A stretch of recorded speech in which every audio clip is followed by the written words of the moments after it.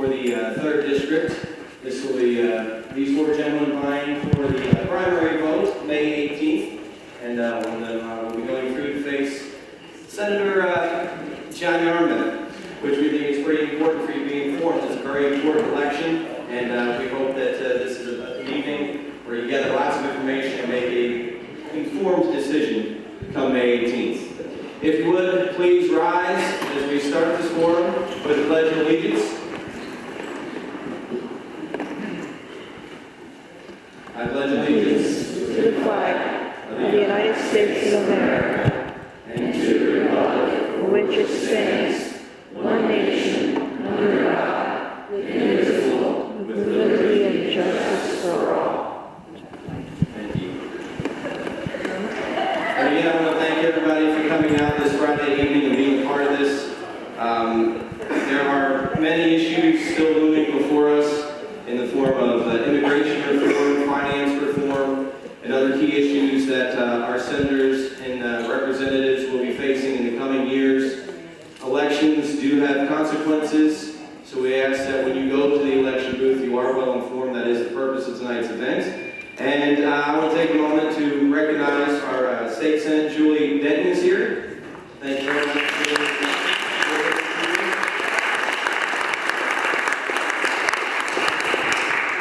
I didn't see any other elected officials. If you are here, please rise. I want to see who you are. All right, thank you.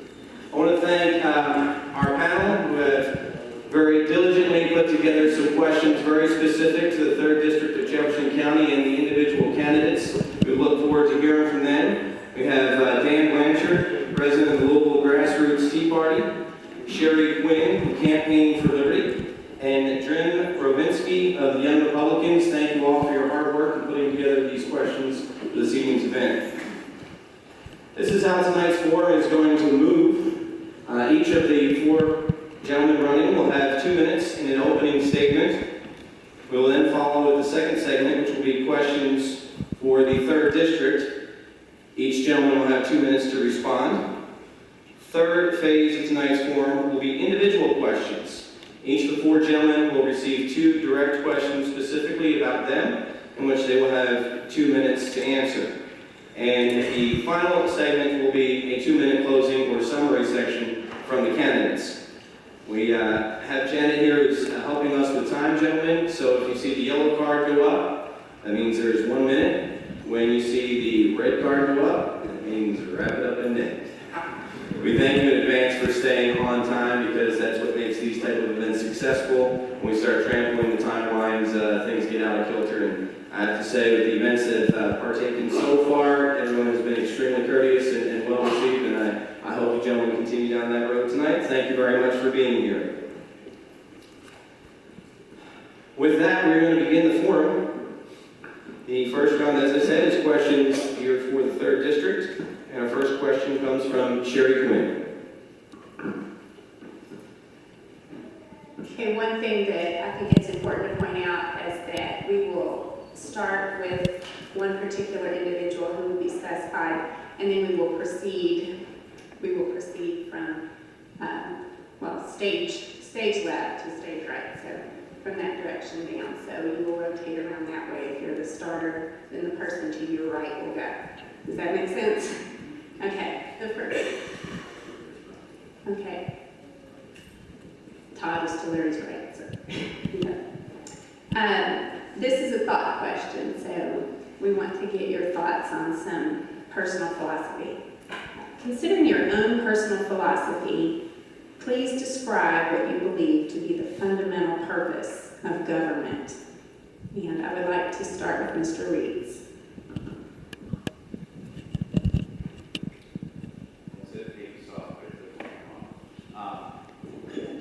Is the microphone working?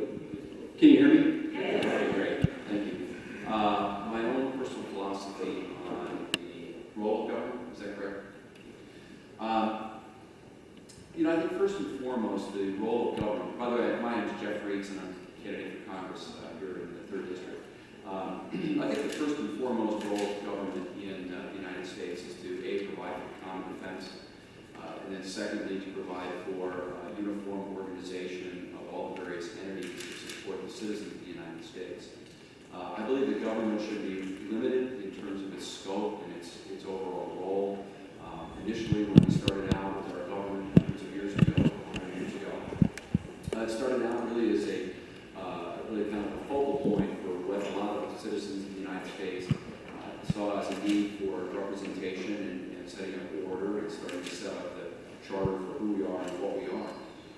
Over the last 200 years, we've seen the government grow pretty dramatically in terms of its size and its scope. And today, as we have witnessed in recent events, we continue to see government grow in terms of its reach and its control over our lives. And the most recent example of that is the healthcare bill which was passed, which takes over 1/6 of our economy and gives the government the opportunity and the ability to go in and to either dictate your healthcare, dictate what's going on in your lives, and that is a tremendous encroachment of freedom. So I believe government's there to provide for defense, to provide order and organization for our country, and the smaller that government is, the more limited the scope of that government is, the better for us as individuals and citizens. Thank you very much. Mr. Hausman. The question was what is the fundamental philosophical? What do you believe to be the philosophically fundamental purpose of government? Well, philosophically, the government should protect our rights. We have certain rights that have been given to us by our Creator that are inalienable, and among those, of course, are life, liberty, and the pursuit of happiness. Also, things like the ability to raise your family in the way you see fit, the ability to have free speech, the ability to assemble publicly. So government itself, the sole singular purpose of government is to protect our rights. And the Founding Fathers set up a system to keep the federal government from overstepping its bounds with the Constitution. And the goal of the Constitution was to concentrate power at the lowest level possible. And the founders believed that the primary unit of government should truly be the family itself. And that the next level would be a band, when families would band together. They could provide services in communities more efficiently. And so we ended up slowly building on a system of hierarchy where the lowest level, the lowest common denominator is where power was always left to. Power is of the people and by the people and for the people. It is always to be derived from the people and the consent of the government, so the Declaration of Independence said. So I like to look at government today, just to widen it out a little bit, to say that it should be like that of a referee.